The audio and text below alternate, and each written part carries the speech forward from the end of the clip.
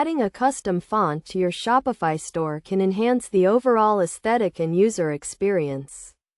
To get started, log into your Shopify admin panel and navigate to the theme editor. In the theme editor, click on the Actions drop-down menu and select Edit Code. This will take you to the code editor where you can make changes to your theme.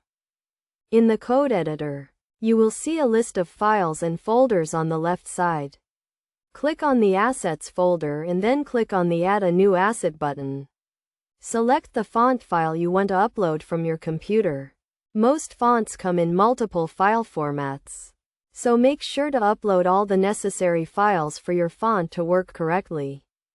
Once your font is uploaded, you need to add the font face to your theme. To do this, click on the Layout folder and then click on the Theme Liquid file. This file contains the global styles for your theme.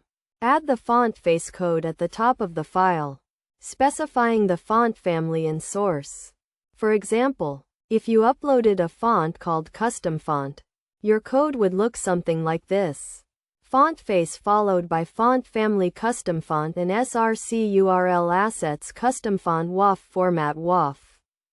After adding the font face, you can use your custom font in your theme.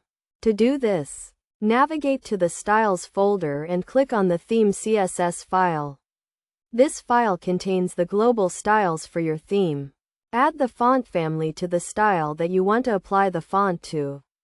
For example, if you want to apply the font to all headings, you would add Font Family Custom Font to the heading style. Finally, click on the Save button to save your changes. Preview your store to make sure the font is working correctly. If you encounter any issues, check that you uploaded all the necessary font files and that the font face code is correct. By following these steps, you can easily add a custom font to your Shopify store and enhance the overall user experience.